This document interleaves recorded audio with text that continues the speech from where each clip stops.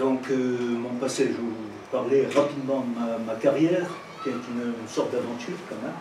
J'ai commencé en région parisienne dans des services de navigation, services territoriaux, donc sur la Marne, sur la Seine.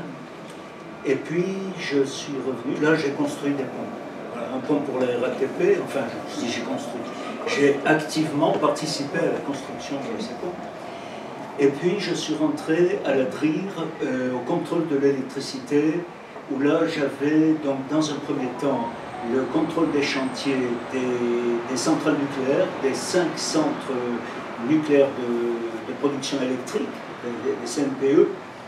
Et donc, voilà, j'ai suivi Crémelville, Cruas, Saint-Alban, enfin, tous les centres en construction.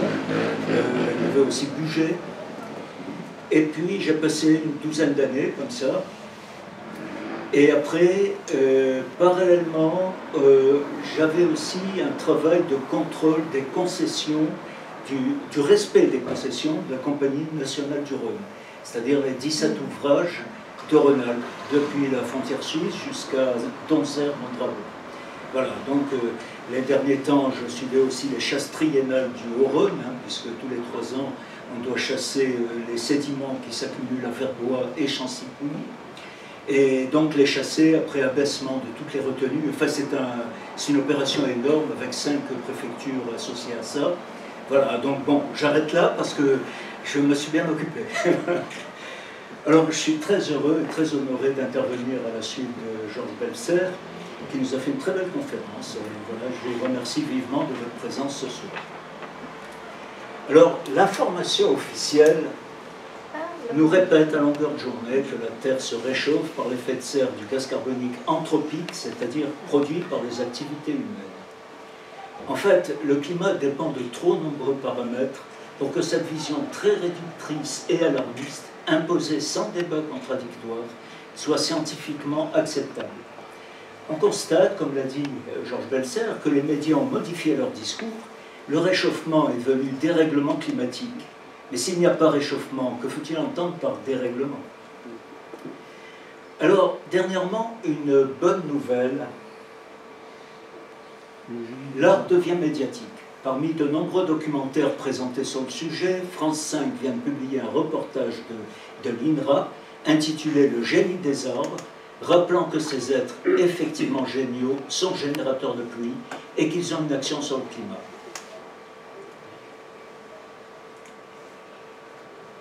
On a appris aussi que pour diminuer le CO2, des stations distribuant de l'hydrogène viennent d'être mises en service, dont une à Chambéry, pour une nouvelle génération de moteurs thermiques, vélos et voitures, qui ne produisent que de la vapeur d'eau. Alors pourtant, la physique montre que l'effet de serre de la vapeur d'eau est bien plus grand que celui du CO2, de l'ordre de 60% de l'effet total et jusqu'à 95% si on tient compte des nuages. Et ça, les médias ne le disent pas. Pourquoi avoir éludé ce paramètre? En fait, quand on plonge dans la science des climats, revisitée par la politique et les médias, on a la sensation de naviguer en eau trouble et on ne comprend pas ce qu'on veut nous imposer. Un vieux dicton des campagnes peut nous aider à y voir plus clair. Quand on ne comprend pas quelque chose, il faut suivre la piste de l'argent. Eh bien, revenons au début et suivons cette piste. Elle ressemble au chemin de briques jaunes du pays d'Oz. On y rencontre un épouvantail, un lion peureux et le magicien. Magicien à la personne du Canadien Maurice Strong, puissant industriel du pétrole, membre éminent de l'ONU et protégé de Rockefeller. Manifestement, Glynda, la fée du Nord, s'est penchée sur son berceau. En 1988, Maurice Strong, encouragé par le président Reagan et par Margaret Thatcher, crée un groupe d'experts intergouvernemental sur l'évolution du climat, le GIEC. Et il déclare que la Terre se réchauffe rapidement sous l'effet de serre du seul gaz carbonique anthropique. Et il crée dans la foulée une société dont il est directeur et dont l'objet est précisément de lutter contre les effets prévisibles de sa propre théorie du réchauffement. En septembre 1988, Margaret Thatcher, face au syndicat des mineurs, cherchait à promouvoir l'énergie nucléaire au détriment du charbon. Elle a alors fait un discours aux scientifiques de la Royal Society qu'il y avait de l'argent à prendre s'ils arrivaient à prouver le réchauffement sous l'effet du CO2. Et avec de tels arguments, ils l'ont prouvé, ce qui n'était pas difficile. On sait que le CO2 est un gaz à effet de serre.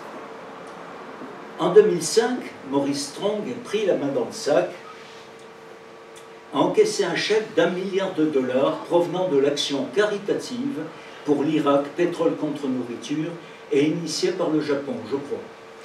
L'homme d'affaires sud-coréen Tong Son Park, qui lui remis ce chèque, fut condamné en 2006 par un tribunal américain pour corruption de fonctionnaire de l'ONU. Suite au scandale, Maurice Strong démissionne, se réfugie au Canada, puis de là en Chine, où il a vécu discrètement jusqu'à sa mort en 2015. Le dogme réchauffiste était lancé et il allait faire son chemin.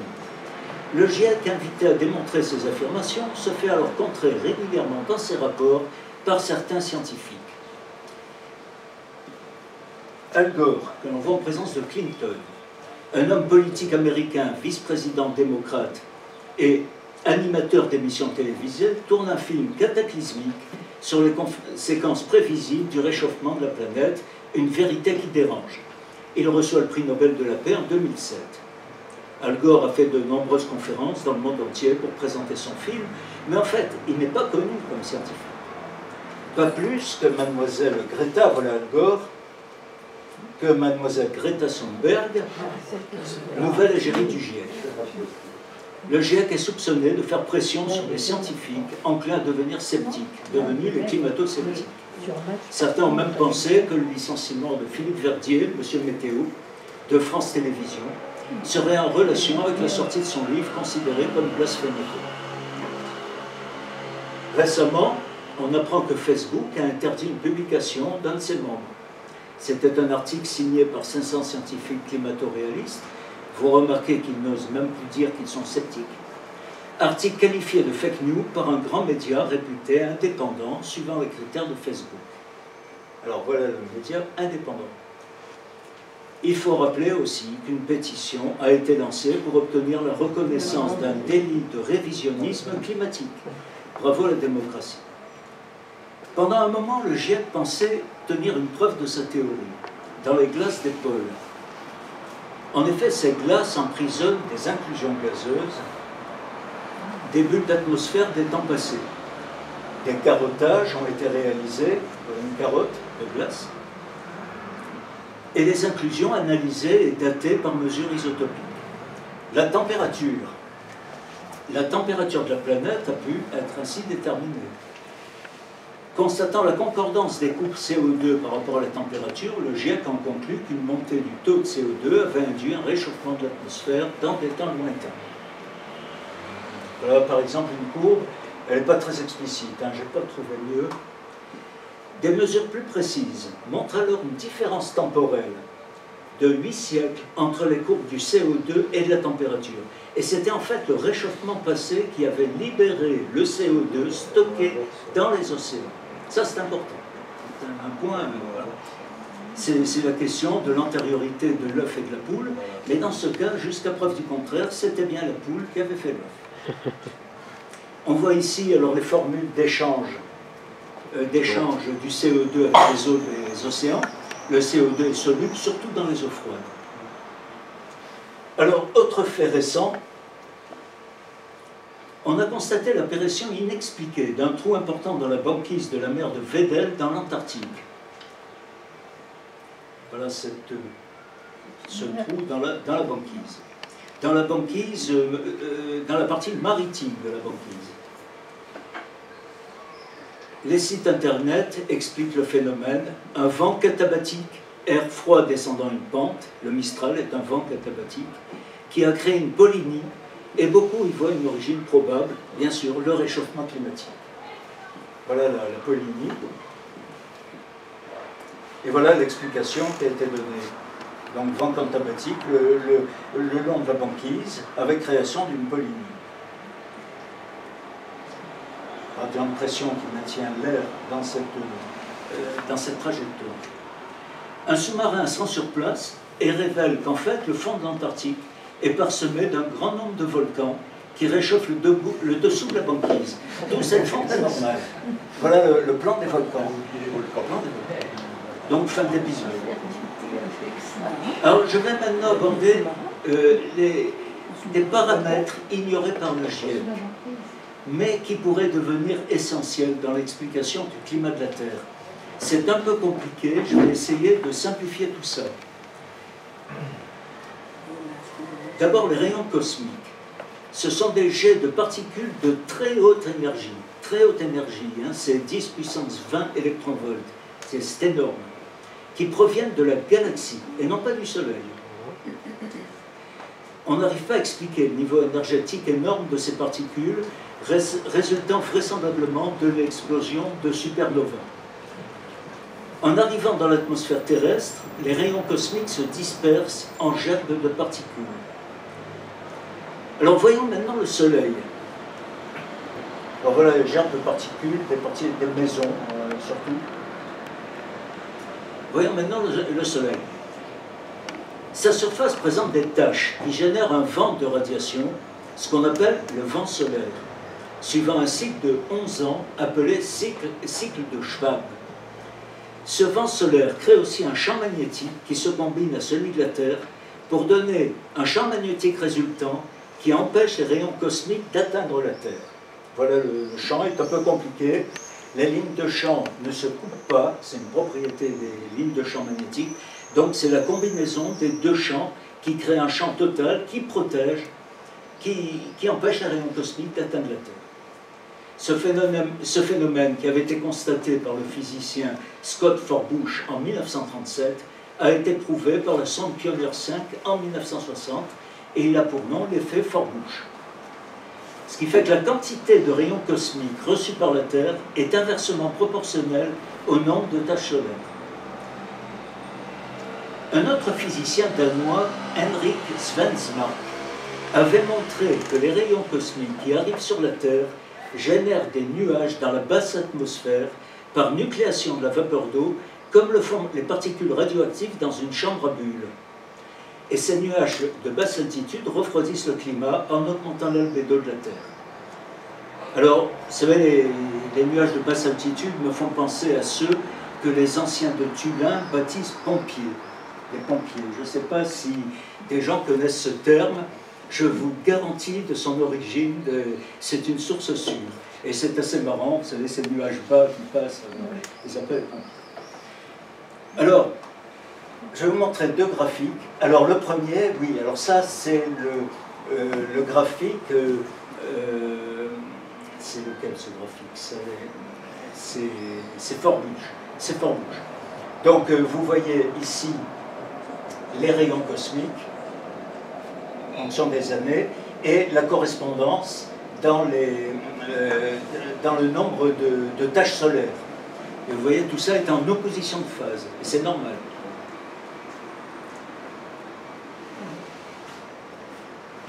Alors, et ça, c'est donc le diagramme de Henrik Svensemark qui montre la relation entre les rayons cosmiques et le nombre de nuages, qui est en pourcentage de nuages de basse altitude, l'outlook. Alors, deux diagrammes, et là on constate la correspondance entre la température et l'activité cosmique du solaire, c'est-à-dire les rayons cosmiques reçus par la Terre, ainsi que celle-là sur 400 ans, avec les données dont on... Alors, ce qui voudrait dire que... Alors voilà la photo du soleil actuellement, elle est prise en juin, celle-là, aucune tache solaire. Et on est dans ce cycle-là, voilà les cycles des taches solaires, suivant les années, et on est en nette diminution, et là, ça s'amoindrit. J'en reviens, voilà. L'évolution du nombre de taches solaires par an, donc elles ont été suivies au télescope sur ces années, un minimum de Dalton ici, et surtout le minimum de Maunder qui s'est produit du temps de Louis XIV, petit âge de glace. Et c'est quand même marrant de savoir que Louis XIV s'appelait le roi soleil. Voilà, alors j'en viens au CERN. Le Conseil européen pour la recherche nucléaire, qui est basé à Genève, poursuit activement des recherches sur le sujet.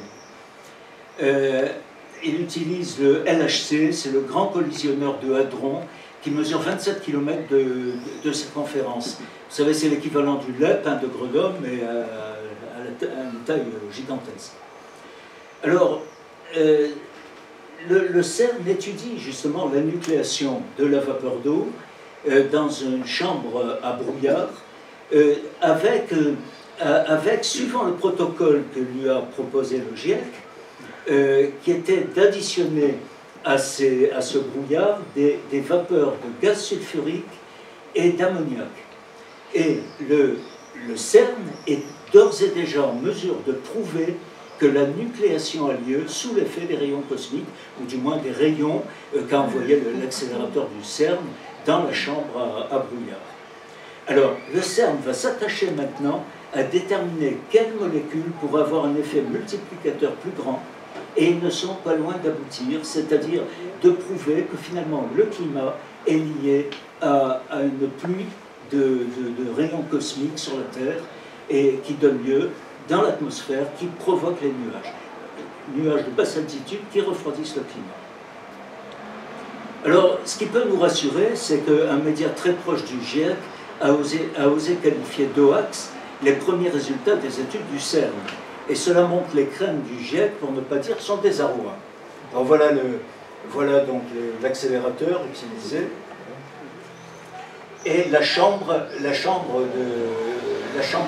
brouillard, donc, a été utilisée pour ça. Ce sont des études considérables, hein, ça coûte très cher. Voilà. Alors, oui, je voulais vous montrer aussi voilà l'article du Monde disant le réchauffement, c'est à cause du soleil, c'est un hoax, c'est-à-dire un mensonge. Voilà. Ça devrait nous rassurer. Alors, mais pourquoi nos gouvernants veulent nous imposer la théorie du CO2 anthropique? En fait, on veut nous imposer tout court. Le CO2 étant facilement quantifiable, on peut facilement le taxer. Cela me rappelle la vignette qui ornait le pare-brise de nos voitures en 1956, instituée par Guy Mollet. C'était au bénéfice des vieux. Nos politiques l'affirmaient sans rire. Et à partir de 1958, la Constitution a interdit d'affecter une taxe à une utilisation précise. La vignette a été maintenue et les vieux n'ont jamais rien vu. Aujourd'hui, on prélève une taxe carbone motivée par les sens du climat, nombreuses et compliquées, qui permettent facilement de noyer le poisson. En fait, seule la taxe a une existence certaine. Cette religion culpabilise l'automobiliste, et plus généralement, elle rend les pays industriels du Nord coupables d'avoir pollué le climat au siècle dernier, au détriment des pays du Sud, et elle devient un gros enjeu politique. Les habitants du Nord deviendraient ainsi redevables d'une dette climatique qui, dès à présent, est chiffrée à 40 000 milliards de dollars. Et oui. La théorie de Strong prévoit aussi une prochaine montée cataclysmique du niveau des océans par fusion des glaces des pôles. Le marégraphe de Rovigny en Croatie est là pour nous rassurer. Voilà, le marégraphe, alors là vous avez depuis 1995, mais enfin il est établi, 1955. Il est établi depuis un siècle. Et depuis un siècle, il indique bien une montée régulière de 8 cm depuis son installation et une légère diminution ces dernières années. Et une raréfaction de l'eau dans l'atmosphère et dans le sol pourrait expliquer cette montée modérée. On s'est rendu compte que les fréquentes inondations de Venise, mises en avant par le GIEC, étaient dues à une descente des fondations de la ville sous l'effet des énormes pompages d'eau réalisés depuis 1930 dans la nappe par une entreprise située à proximité. Alors voilà les pompages, justement. Et comme l'a dit Georges Belser, on constate aussi que les Russes ne semblent pas croire à la fusion des glaces des pôles, car ils se dotent d'une flotte puissante de brise-glace. Alors cependant, nous avons devant nos yeux, dans les Alpes, une manifestation d'un changement climatique, l'état des glaciers. Et il est vrai que tous les glaciers reculent rapidement dans le monde entier, à nuance près, hein, presque. Georges Balser nous a expliqué que cela s'est déjà produit à d'autres époques. Alors vous avez ici un exemple, le glacier du Saint-Gothard, en Suisse. Nos amis suisses, inventeurs du fameux couteau, et qui ne sont jamais à court d'idées, testent la mise en place de couvertures isolantes sur leur glacier par hélicoptère. Alors voyez l'état du glacier. C'est pas beau à voir, hein, effectivement. Pour manipuler l'argent, c'est une bonne idée. Alors voilà donc les photos avec un Suisse. C'était à Tignes aussi, hein, en France. À Tignes aussi, je sais. J'ai découvert sur la Suisse, je l'ai mentionné sur la Suisse, mais on me l'a dit que ça existait aussi. On marche sur la tête, hein. Je sais pas. Enfin, cela semble marcher, mais les Shadocks auraient pu leur dire pourquoi faire simple quand on peut faire compliqué. Voilà, ici, donc sur le Saint-Gothard, c'est donc à la source du glacier, hein, ils installent ça. Voilà, ils déroulent des rouleaux comme ça.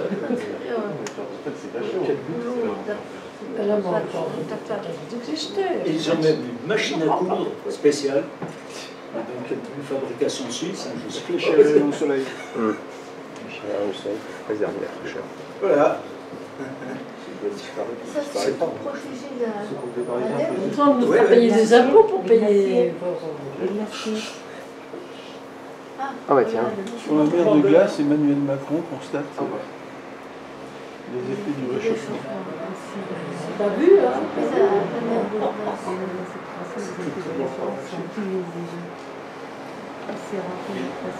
Alors chez nous, plus simplement, notre président Emmanuel Macron s'est rendu en visite officielle devant les glaciers de Chamonix et a désigné coupable. Vous avez devant vous la preuve que la planète se réchauffe. Je suis convaincu que François Villon, pas Fillon, hein, François Villon, s'il avait été là, aurait plutôt demandé dans son patois « Mais où sont les neiges d'antan » Non, non. C'est pour voir si vous suivez. Hein. François Villon a raison, car l'apport neigeux a diminué au fil du temps. Cela conduit aussi à un déficit de glace, et j'en arrive au mauvais état de nos forêts. Souvenez-vous, Monsieur le Président, à votre arrivée en 2017, répondant à un élu en difficulté financière, vous-même ou un de vos représentants a répondu « Vous avez des bois? Eh bien, vendez-les ». Mais en fait, il fallait comprendre aussi, abattez les arbres et vendez les terrains aux promoteurs. Car pour aider nos élus en difficulté, cela part toujours d'une bonne intention. Le gouvernement prépare activement le projet de supprimer la consultation obligatoire et le droit de veto de l'ONF, Office national des forêts, sur l'abattage des arbres domaniaux et communaux, y compris les arbres protégés. Et aussi au passage de démanteler l'ONF, de le privatiser. Le décret a été pris, mais sa publication a été mise en confinement avec le coronavirus. Il réapparaîtra avec le déconfinement au mois de juillet, lors des prochaines vacances. Monsieur le Président, vous vous comportez en turéféraire de cette nouvelle religion du réchauffisme CO2. Au nom de la laïcité, je suis en droit d'exprimer un autre point de vue. Je crois que l'atmosphère s'assèche par les déforestations intenses pratiquées dans les plaines et les montagnes de France, comme cela se fait de façon invraisemblable en Amazonie, en Afrique, dans le Morvan, et en d'autres temps en Hongrie, en Sibérie, en Écosse, un peu partout dans le monde. L'INRA, dans son film Le génie des arbres, nous rappelle que la forêt a une action directe sur l'humidité de l'atmosphère à l'échelle de la planète et que les forêts engendrent des microclimats à l'échelle locale. Manque de ski, et voilà donc, projet réfléchir au démantèlement de l'ONF. François, désolé, la forêt croît en France. Hein. Pas en Amazonie, mais elle croît en France. Depuis longtemps. Attends, on va en parler. Non, non, on va en parler. Alors, s'il vous plaît. Non, non, mais elle croît, mais avec des espèces qui ne tiennent pas le coup. Mais attends, je te parle des microclimats, on va y revenir. Parce que si tu parles des Landes, je suis La d'accord avec toi. surface, la surface, point. Même en Chartreuse, elle a cru. La surface, elle a cru. Mais je vais vous expliquer que la reforestation est toujours arrivée après une déforestation intense. Et on n'a jamais récupéré l'initial. C'est ça, je veux vous dire. Ne m'interromps pas parce que la forêt agit sur la pluviométrie, elle participe donc au maintien des glaciers. Et je pense qu'elle a été freinée dans ce rôle par les actions humaines de déforestation massive et aussi, dans une certaine mesure, par les effets secondaires de l'hydroélectricité, réputée pourtant énergie propre. Je m'en expliquerai tout à l'heure. Pour vous montrer que le problème est récurrent, je vais citer un auteur classique. On a dit avec raison que si les forêts précédaient les peuples, les déserts suivaient ces derniers. En effet, les contrées au midi de l'Europe et celles les plus rapprochées de l'Asie, qui furent jadis habitées par des nations puissantes, n'offrent plus aujourd'hui qu'un sol aussi nu qu'infertile, des déserts et des ruines. L'homme, dans ses affinités sociales, s'empare avec ardeur des richesses que la nature et les siècles accumulent auprès de lui. Il en jouit en possesseur avide, sans réserve comme sans prévoyance. La destruction suit rapidement sa venue. En disparaissant du sol, les forêts laissent à découvert la charpente rocailleuse des contrées, les vallées se comblent, les eaux disparaissent, se perdent, et les conditions hygrométriques se modifient à tel point qu'une sécheresse incompatible avec le développement d'une végétation nouvelle frappe de stérilité et d'anéantissement les contrées dont l'homme a dévoré la puissance reproductive. Vous avez tous reconnu le baron de Montesquieu dans l'Esprit des lois, écrit en 1748. Monsieur le Président, vous n'êtes donc pas le premier à avoir eu l'idée de sacrifier la forêt sur l'autel des intérêts financiers. Car malheureusement, l'histoire forestière de la France est une succession de mesures favorisant le défrichement, les sartages ou écobuages, la transformation des bois en pacage, la dépaissance, etc. Dès le néolithique, l'homme a commencé à défricher la forêt. La période celte est marquée par de grandes campagnes de défrichement. Durant la période gallo-romaine, avec le cadastre, le territoire aux trois quarts boisé, petit à petit morcelé par les voies romaines. En l'an 800, la forêt ne couvre plus que les 3/5 du pays, soit 25 à 30 millions d'hectares. De nombreux monastères défrichent et mettent les terres en culture. Sous le règne de Charlemagne, 768, les lois forestières prescrivaient en latin les défrichements. Stirpare faciam judices, distel, ubi locus stirpandum. Les lois imposent le défrichement, tous les emplacements doivent être défrichés. Stirpe, c'est racine en latin, stirpare, éradiqué. Sous le règne de Louis le Débonnaire en 814, il était prescrit de détruire les bois. Son successeur, Charles le Chauve, défendit de planter des bois.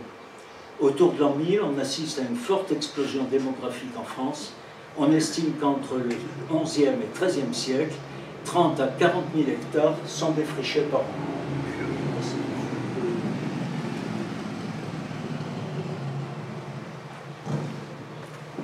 Dans les ordonnances d'Édouard Ier, roi d'Angleterre, qui lui valurent le surnom de Justinien anglais, on recommande la déforestation. Alors pourquoi évoquer le roi d'Angleterre? Parce qu'il était aussi duc d'Aquitaine. Ce n'est qu'au siècle suivant que les édits de nos rois commencent à s'intéresser à la conservation de nos forêts. Louis le Hutin et Philippe V-le-Long rendent des ordonnances contre la dépaissance. En 1346, Philippe VI de Valois crée le premier code forestier et sous le règne de Charles V, il paraît en 1376 un règlement qui organise la gestion de la forêt.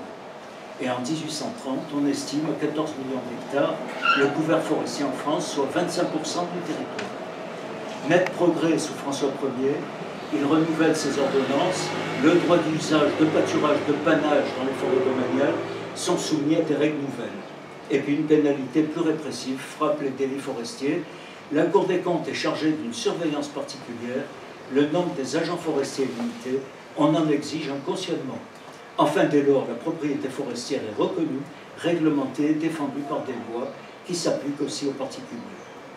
Alors bientôt, nous allons voir sous Henri II et Henri III reconstituer les tribunaux des tables de marbre. Les tables de marbre étaient des juridictions supérieures des eaux et forêts. Elles tirent leur nom de la grande table de marbre de la grande salle du palais de justice de Paris, où le connétable, l'amiral et le grand maître des eaux et forêts exerçaient leur juridiction. Cette table fut détruite par un incendie en 1618. Alors on trouvait par ordre hiérarchique croissant les maîtrises, les grueries et les tables de marbre. Les édits 1561-1585 placent les bois du clergé, ceux des communes, sous la surveillance responsable des officiers des maîtrises royales. L'ordre de Malte aussi est obligé de soumettre ses commanderies au contrôle des agents forestiers. En 1594, Henri IV renouvelle les règlements contre les abus des droits d'usage. Alors je note que Sully déclarait que élevage et pâturage sont les deux mamelles de la France. Sans vouloir prêter des intentions à Sully, je trouve que la formule en dit long sur la déforestation de l'époque. C'est du moins mon interprétation. Sous Louis XIII et au commencement du règne de Louis XIV, les mêmes abus subsistent, augmentés par la vénalité des offices forestiers. Au XVIIe siècle, Louis XIV développe sa flotte de commerce et de guerre. La construction des bateaux fait disparaître les chaînes centenaires. La fabrication des canons dans les hauts fourneaux nécessite énormément de charbon de bois, mais aussi les premières industries, mines, forges, verreries, salines. En 1669, la réforme de Colbert intervient. Les massifs surexploités sont protégés, un quart des forêts est mis en réserve totale, le traitement futé est généralisé, les âges d'exploitabilité sont repoussés. De plus, l'ordonnance de Colbert est appliquée aux forêts royales et aussi à celles de l'Église, des seigneurs et des communes. Colbert avait à lutter contre l'organisation toute puissante des eaux et forêts qu'il ne pouvait entièrement réformer, donc il régularisa en la reconstituant. Malgré ces mesures, le sol forestier continua à s'amoindrir. La forêt d'Orléans, pour n'en citer qu'un exemple, avait perdu en 1721 un quart de la superficie qu'on lui connaissait en 1671. Et puis est arrivée la Révolution, qui vint abroger la législation. Les lois des 25 décembre 1790 et 29 septembre 1791 substituèrent au règlement contraignant une liberté à peu près absolue. La loi du mois de juillet 1790 avait exclu les forêts de la vente des biens nationaux, en annula cette mesure et en aliéna successivement les bois qui contenaient moins de 100, 150, enfin 500 arbres. Et ces bois furent rasés par des spéculateurs qui craignaient pour l'avenir.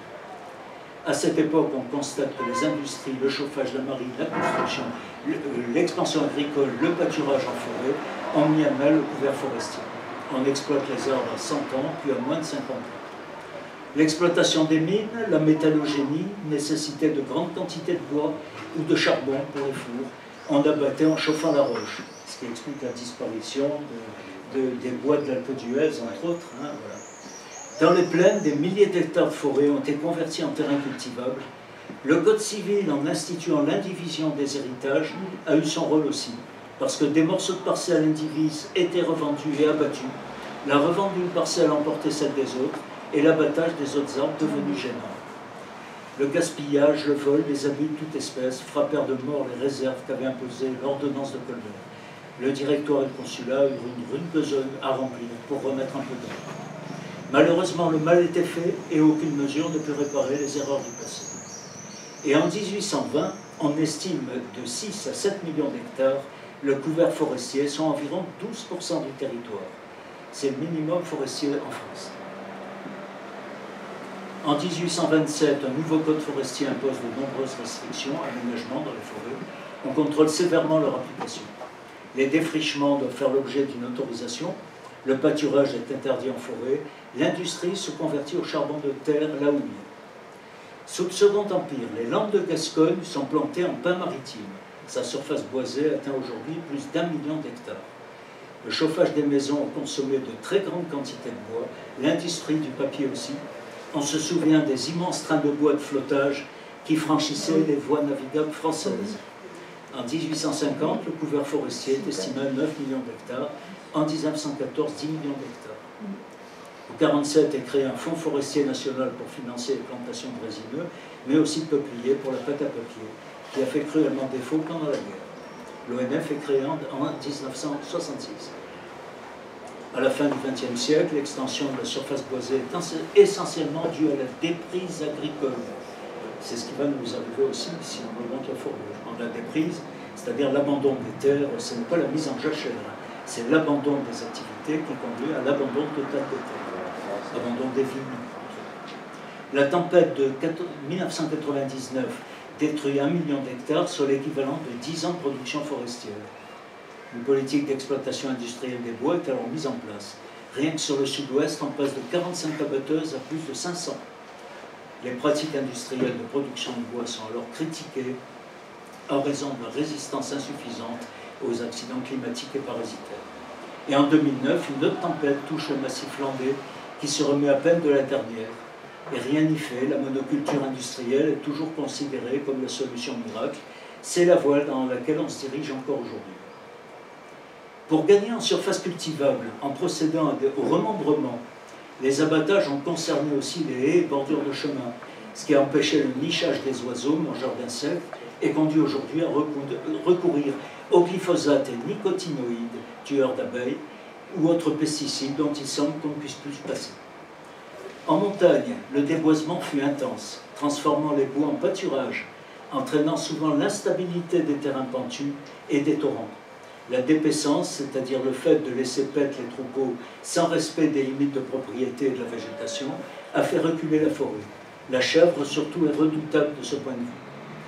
Des campagnes de reforestation ont été réalisées dans les Alpes, les Pyrénées, dans les Cévennes, dans le massif du Montégoine.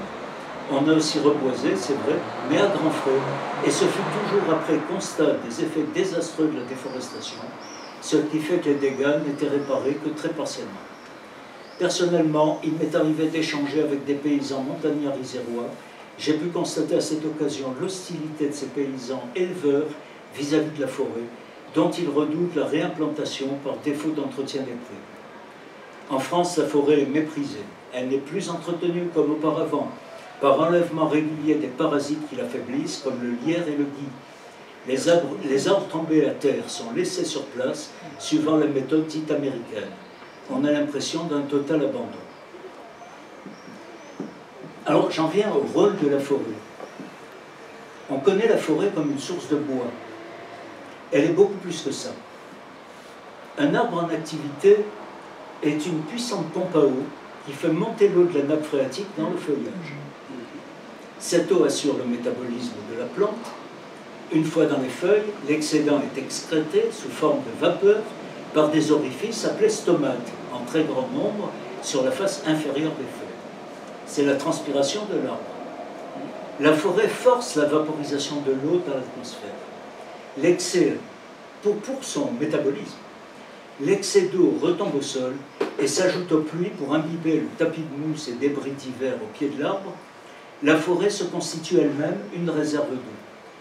Elle se comporte comme une puissante machine créatrice de vapeur d'eau à partir de l'eau liquide.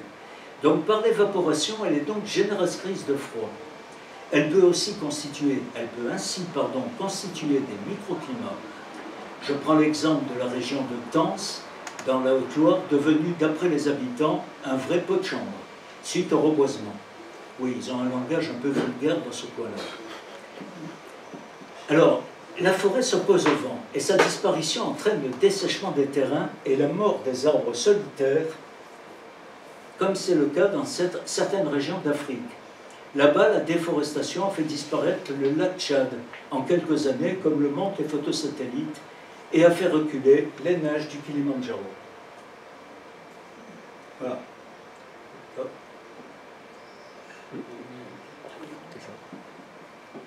Elle prend une tournure catastrophique en Côte d'Ivoire. Alors vous voyez un GIF ici qui vous montre en quelques années le remplacement de la forêt primaire par du cacao. C'est la déforestation cacao, ce fichier. Ça rapporte pour faire du chocolat. Nutella. Nutella, Oui. oui, et puis mettre l'huile de palme à côté. Oui, l'huile de palme aussi. Bolloré. Bolloré, oui, c'est Bolloré. Oui. Ouais, mais enfin, si je suis enregistré, ça m'ennuie de citer des noms. Alors, la forêt fonctionne à la façon des aéro-réfrigérants des centrales nucléaires. Vous savez, ces grandes tours, en forme de venturi, coiffées en permanence d'un nuage de vapeur d'eau. Voici leur fonctionnement. Alors là, cette fois-ci, il crachait un peu trop parce qu'il y avait un îlotage d'une tranche. Donc toute la puissance de la centrale est passée en vapeur d'eau pendant un moment. L'eau chaude, alors, je vais vous montrer donc le schéma. Alors c'est à l'intérieur d'un aéroréfrigérant, c'est les 10 mètres inférieurs, hein, tout le reste est creux. Voilà le principe. L'eau chaude des échangeurs du circuit secondaire est déversée en pluie dans la partie basse de l'appareil. C'est-à-dire, cette eau est pompée, elle arrive sur la bâche ici, et elle tombe en pluie sur la bâche inférieure, qui recueille l'eau et la renvoie dans la pompe, dans les échangeurs. Et cette eau, en tombant dans l'air, se refroidit par évaporation, de pas mal de degrés. Et à ce moment-là, ça crée un courant chaud de convection qui monte à travers la tuyère, ici. C'est une hyperbole, hein, en réalité. Et cette forme-là a pour effet d'accélérer le tirage. Et on arrive à la fin à ça, c'est-à-dire des nuages de vapeur d'eau. Donc, comment dire, ça fonctionne exactement, un arbre fonctionne de la même façon. C'est ce que j'allais dire. La peau, ça quand on pense au film Le génie de l'arbre, c'est oui. ça, oui, c'est ça. Ouais. Alors, des scientifiques suisses étudient actuellement les rivières volantes de la forêt amazonienne.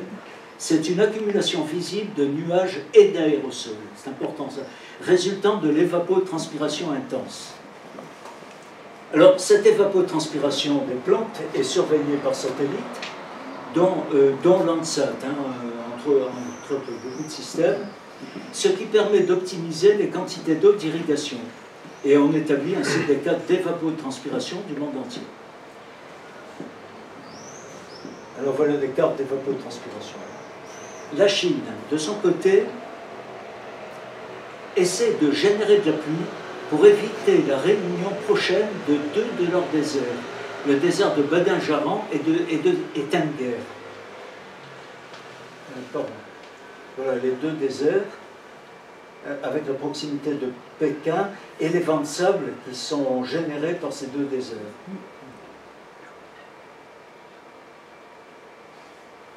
Voilà les effets à Pékin, c'est pas terrible. Alors, après des essais de projection de sel de mer par canon, d'iodure d'argent coûteux et polluant, ils ont décidé de replanter des arbres pour attirer l'eau et des lichens pour fixer le sol. Ce sont des lichens comestibles. Voilà les essais de tir. Voilà les plantations qu'ils sont en train de réaliser. Et voilà le lichen.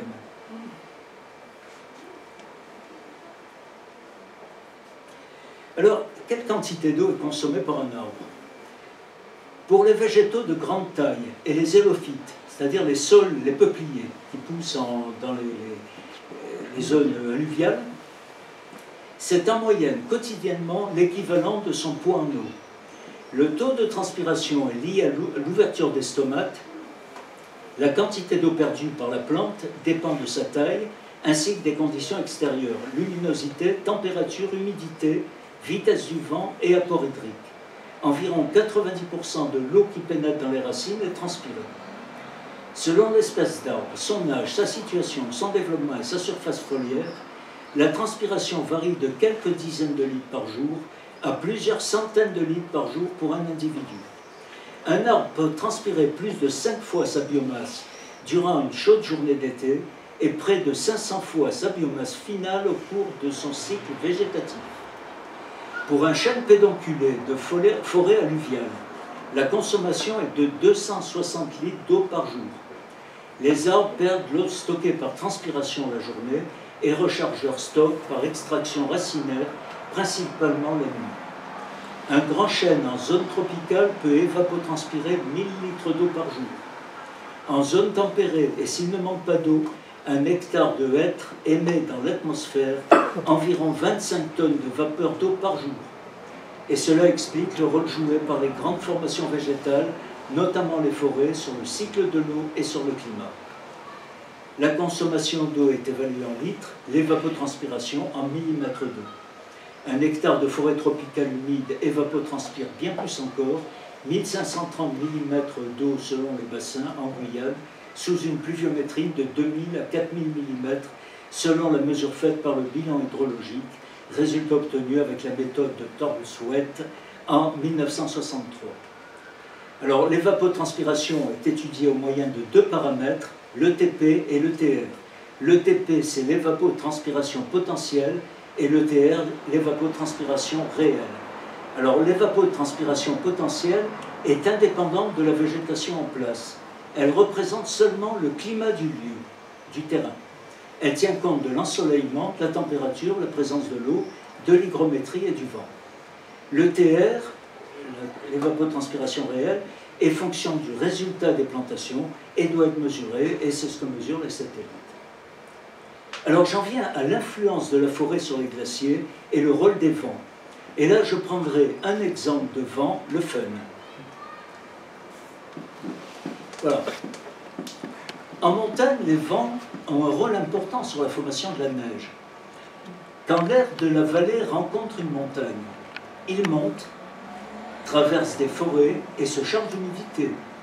L'air perd alors 10 degrés tous les 1000 mètres par décompression. À un certain niveau, la température de l'air atteint le point de rosée, c'est-à-dire 100% d'humidité relative.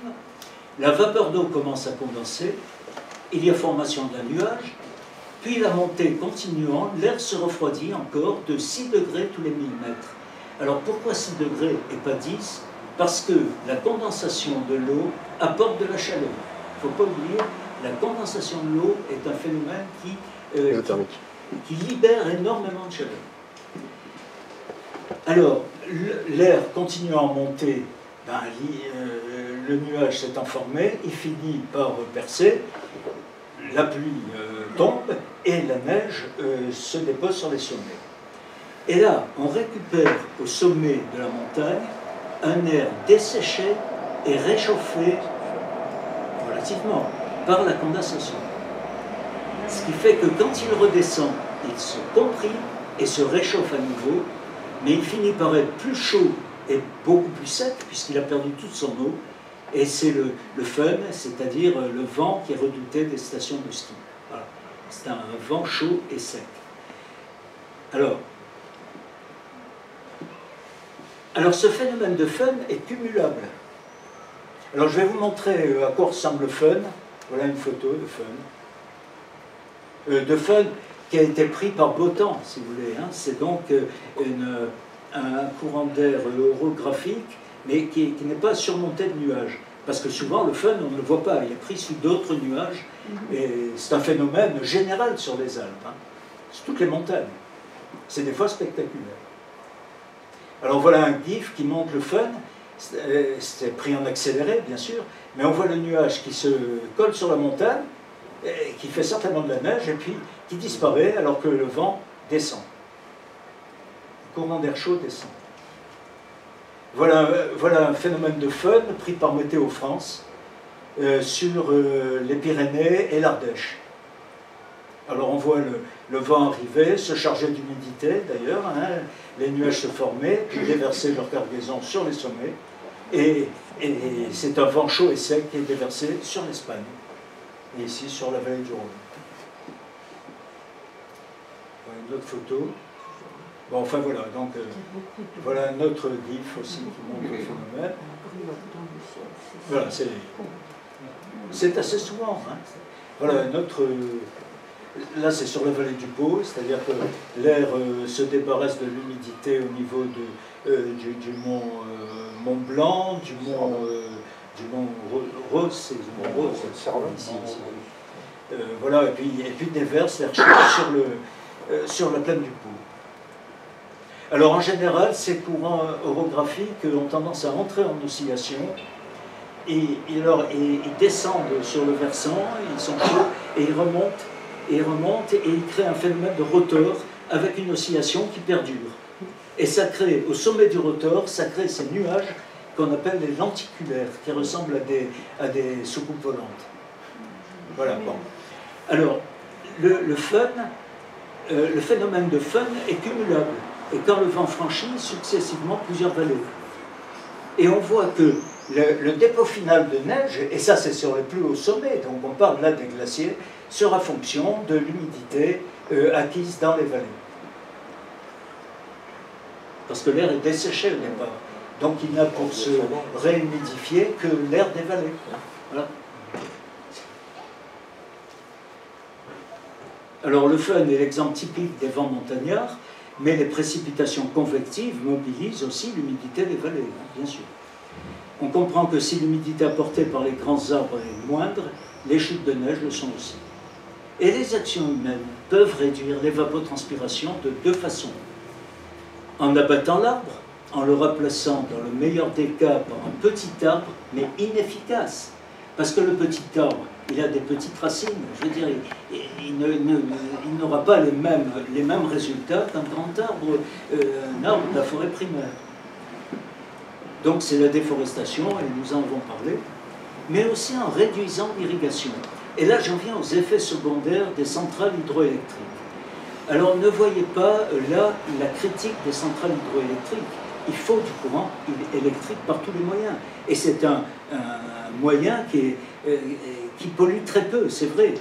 Mais dans une étude d'impact, d'autorisation des petites centrales ou de concession des grosses centrales, vous ne verrez jamais l'arbre pris en compte. C'est ça que je dis. Une très forte majorité des bassins versants de montagne est captée pour la production hydroélectrique, au point qu'il devient aujourd'hui difficile pour un nouveau producteur de trouver un ruisseau à turbiner. Alors voilà les étages bas cadrés, collinéens, montagnards, subalpins. Alors en général, les chutes hydroélectriques sont captées, les captages se situent dans l'étage alpin ou subalpin. Voilà. Et l'eau est collectée dans l'étage nival et étage alpin, bien sûr. Et là, en général, on trouve des arbres, on trouve des l'eau d'un bassin versant d'alpage est captée au-dessus des forêts, vers 1800 mètres pour fixer les igloos. Elle est envoyée dans des conduites forcées au point bas, en dessous des forêts, dans la vallée. Pour éviter la mort biologique du torrent capté, la loi impose un débit dit réservé de 1/10 ou 1/20 du module, quelquefois 1/40, ce qui revient à conserver aux arbres de l'étage montagnard de 5 à 10% de l'eau dont ils disposaient avant la venue de l'hydroélectricité. Alors voilà, là je vous ai fait un schéma d'une centrale hydraulique classique. Vous avez une prise d'eau sur la rivière, un canal d'amener, ça n'est pas une obligation, mais enfin on préfère régler les débits qui passent au moyen d'un canal qu'on peut contrôler, qui débouche sur une bâche d'alimentation, laquelle bâche débouche sur la conduite forcée, qui débouche sur une turbine Belton, donc en général, c'est des chutes de forte hauteur, avec un alternateur ici, et on renvoie le courant. Alors, prise d'eau, canal d'amener, bâche d'alimentation, conduite forcée, centrale, turbine, générateur. Et là, vous avez ce qu'on appelle le débit réservé.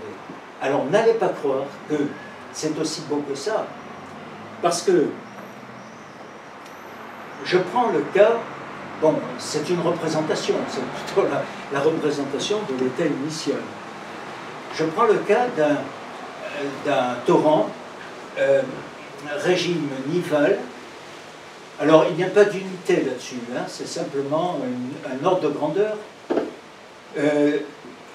avec les débits en fonction des mois. Vous voyez, le régime nival, c'est mai, juin, juillet, août, hein, qui envoie de l'eau. Ici, le débit annuel est de 41,09. C'est la somme de toutes les barres. Le module, c'est la moyenne des débits sur l'année, c'est-à-dire divisé par 12. Et on installe une turbine hydroélectrique. Et voilà ce que ça devient. Il faut définir un débit d'équipement, c'est-à-dire le débit que la centrale admettra. C'est un débit raisonnable par rapport à la centrale, c'est-à-dire où on le sous-dimensionne, auquel cas la centrale, la conduite forcée sera remplie, mais on ne pourra pas débiter, turbiner tout le débit entrant.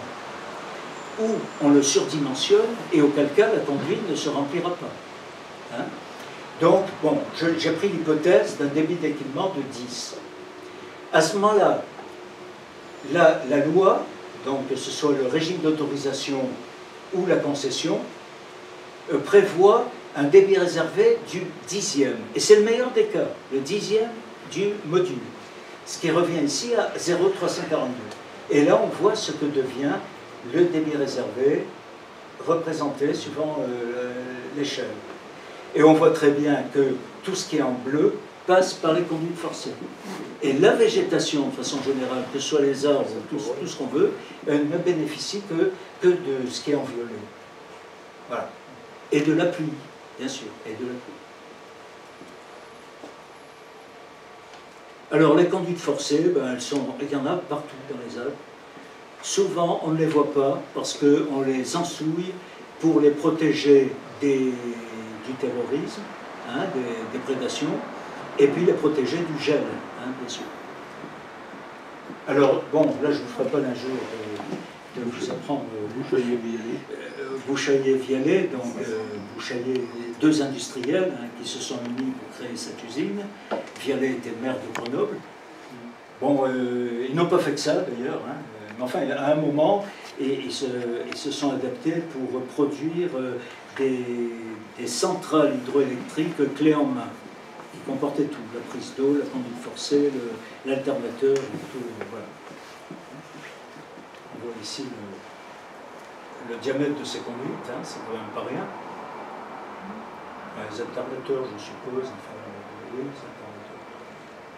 Voilà le genre de conduite qu'ils ont posé. Et puis, vous avez, alors dans les Alpes, et ça je l'ai cherché sur Internet, hein, je n'ai pas pu me déplacer, je n'ai pas pris le temps de photographier, mais voilà, vous avez des conduites forcées. Alors je vais passer vite, hein, parce que bon, c'est pour vous montrer que voilà, une conduite d'EDF ici, voilà, des nappes de conduite, des grosses conduites.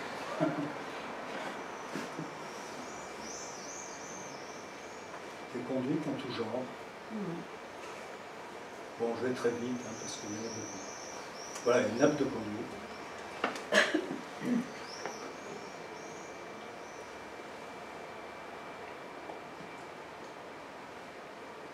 On peut faire passer ces conduites un peu n'importe comment. Comme les tubes ont une inertie, je veux dire, en résistance des matériaux très importante, ça permet d'être autoporteur. Et on fait des ponts avec, hein, sans problème.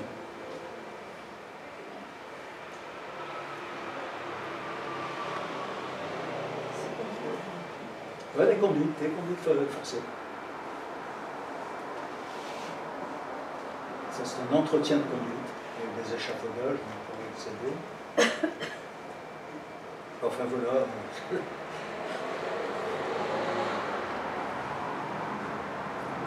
Je vais vite parce que...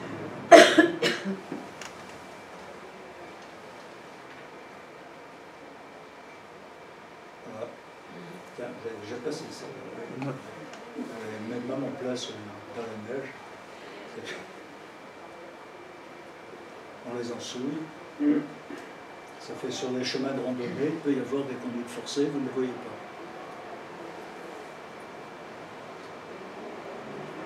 Les conduites forcées avec des cheminées d'équilibre, c'est pour éviter les coups de bélier.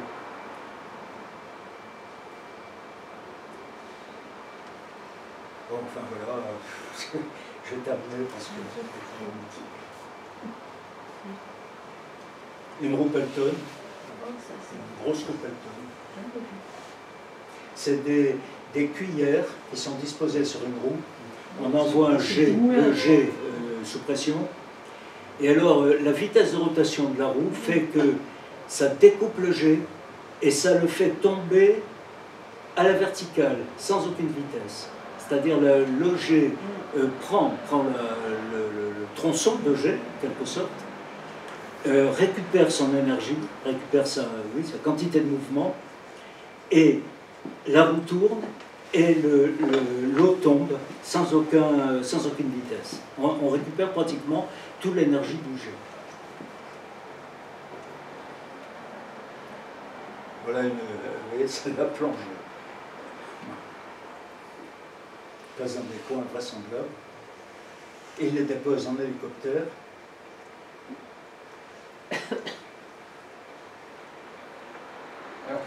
C'est grave, docteur? Ah ben je vais te le dire, attends, t'es pressé? Non, non, pas du tout. Parce que comme tu nous montrais la gravité. Ah, ok, d'accord. Voilà, c'est fini, c'est fini. C'est une vieille conduite que j'ai repérée et je sais que c'est la fin. Alors vous voyez, le diamètre de ces conduites vous donne une idée des débits dont est privée la végétation. Je suis désolé, mais c'est ça. Et de façon générale... Pourquoi Emmanuel Valls avait peur de l'agressivité contre l'eau, enfin de terrorisme? De façon générale, l'exploitation hydroélectrique capte le maximum d'eau en altitude, la canalise et la restitue à la mer avec le moins de pertes possible. Et c'est valable pour les centrales de plaine, hein, c'est pareil. Et là, c'est un autre phénomène, c'est l'étanchéité surtout des retenues, des canaux de dérivation et même des débits réservés, enfin des rhônes court-circuités, ce qu'on appelle les rhônes court-circuités, qui, bon, n'entrent pas trop dans l'irrigation parce que justement ils sont beaucoup plus bas que la prise d'eau et que la retenue. Alors de même, l'eau des barrages réservoirs est stockée toute l'année pour être turbinée, donc restituée lors de la pointe d'hiver, à un moment où la végétation n'en a pas besoin. Et oui, l'eau des glaciers est un peu dans les barrages réservoirs. Hein, et oui. Il est d'ailleurs significatif de constater qu'en plaine, dès les premiers jours de beau temps, les nappes phréatiques insuffisamment soutenues descendent rapidement à des niveaux alarmants. Des négociations sont prévues entre les ministères de l'agriculture et de celui chargé du contrôle de l'électricité. Du moins, elles sont demandées fortement par l'agriculture. Alors, des collectivités envisagent maintenant de construire des barrages intermédiaires pour pallier ces déficits d'eau artificielle. Il faut espérer qu'elles n'auront pas l'idée d'adjoindre à ces barrages une turbine de production électrique. Alors, que trouve-t-on au débouché de la mer de glace moribonde? Eh bien, une prise d'eau hydroélectrique qui restitue le débit prélevé 400 mètres plus bas, sans aucun profit pour le glacier qui a engendré cette eau, et qui sera reprise en aval par un autre aménagement hydroélectrique, par d'autres canalisations, et ainsi de suite. Les premières chutes hydroélectriques ont été créées à l'époque d'Aristide Bergès, en 1880. Depuis, les bassins versants ont été captés de façon progressive, ce qui, associé à la déforestation, peut expliquer le recul important des glaciers après un siècle d'industrialisation, indépendamment de tous les phénomènes climatiques. Je pense qu'on est tout à fait responsable de ce qu'on constate. En conclusion, je dirais que pendant que les médias distraient notre attention sur le seul CO2, des groupes financiers exploitent abusivement les forêts du monde entier, ce qui à terme aggravera la sécheresse de la planète. Je vous ai montré le gif sur le cacao, je ne vous remontre pas. Ainsi, on procède à la coupe de bois et à la vente de ces bois précieux en forêt amazonienne et africaine. En Côte d'Ivoire, vous avez vu, on remplace la forêt primaire par des plantations de cacao. À d'autres endroits, par du palmier à huile et du soja. En Amazonie, on chasse au passage les populations qui vivaient de la forêt depuis des temps immémoriaux. La déforestation et les routes mettant le terrain à nu favorisent aussi l'extraction des métaux précieux, du pétrole et du gaz de schiste. Quand je parle des lobbies, c'est ça. Les constructions remplacent la forêt et imperméabilisent les terrains au détriment du stockage de l'eau dans le sol. Dans la logique actuelle, la désinformation que nous subissons ne manquera pas d'imputer l'assèchement engendré par ces excès à un prétendu effet du CO2 qu'on n'aura pas su contenir, et s'en suivront alors des taxes et des contraintes renforcées. Et l'INRA entrevoit aussi, à l'occasion d'une sécheresse exceptionnelle, un dépérissement irréversible et catastrophique des orques de France. Nous avons pourtant besoin de pluie pour les cultures et du maintien du climat tempéré attaché à notre pays, mais aussi de courant électrique, car la raréfaction des neiges agit aussi contre les intérêts des producteurs d'électricité, puisque le débit turbinable diminue. Les politiques devraient prendre conscience du rôle de la forêt, et on ne devrait donc pas laisser les décisions d'abattage à la seule volonté des propriétaires. Ceux-ci pourraient très bien être contraints de remplacer tout arbre abattu, comme cela a été imposé à une époque au CETA, la Régie des tabacs et allumettes, lors de la coupe d'arbres domaniaux. Et surtout, on ne doit pas confier la gestion des forêts aux promoteurs immobiliers et aux industriels de la pâte à papier. Malheureusement, c'est bien ce qui va arriver. Et pour conclure, devant les glaciers, avec François Villon comme témoin, j'aurais voulu tant dire à notre président, vous vous trompez d'époque. Les glaciers de vos rêves étaient entourés d'immenses forêts et de cascades. Et il m'aurait certainement compris. Je vous remercie.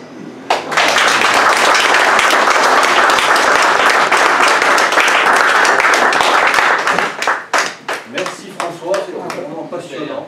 Ah ouais, vraiment, Passionnant. vraiment. Alors. C'est un éclairage complémentaire, enfin différent de celui de Georges, mais très très instructif. C'est de la stéréo. Moi j'ai Je regrette pas d'avoir Moi, fait ça. j'ai un petit témoignage pendant qu'il y a cette carte à vous faire. Nous avons été avec Anne-Françoise visiter notre sœur qui vit au Paraguay. Et là, il y a une bande de 400 km de large sur 4000 km de long de forêts denses, de forêts primaires, qui a été sacrifiée pour cultiver du soja. Soja qui est vendu aux Américains pour nourrir. Voilà. Et c'est absolument lamentable. C'est ça que je me posais. C'est absolument lamentable. Les arbres, ils ont des valeurs différentes. Parce que, par exemple, la France, quand on dit, par exemple, l'arbre à pain. L'arbre à pain, qu'est-ce que c'est? C'est l'arbre qui a sauvé les Français de la famine. L'arbre à pain des Antilles, oui. Non, l'arbre à pain le marronnier, enfin le marronnier, l'arbre corse. Là, Le châtaignier. Le châtaignier. Le châtaignier, voilà. Bon, ben, le châtaignier, c'est quand même un arbre qui a sauvé plus d'une fois la population de la famine. Hein. Et j'avais envie de vous poser une question. Pourquoi dans les Américains, les séquoias, et que nous on n'en a pas, parce qu'on n'a pas gardé Parce que... séquoias, au cimetière de Grenoble, vous avez des séquoias. Je ne crois pas me tromper. Hein. Ah, non.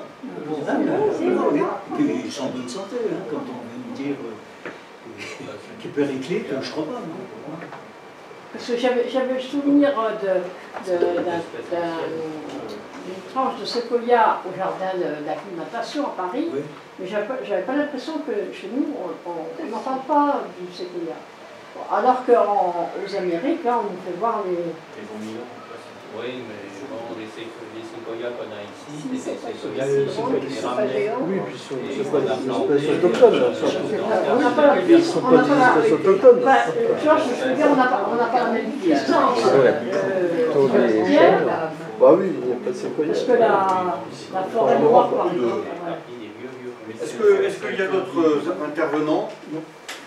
Moi, je reprends quand même pour te challenger. Hein. J'ai quand même resté sur l'idée que, à peu près chaque 100 ans, la forêt française croissait en un siècle, elle a à peu près doublé. Alors c'est vrai que c'est peut-être pas la même qualité de forêt, ça c'est vrai. Elle s'est résinifiée.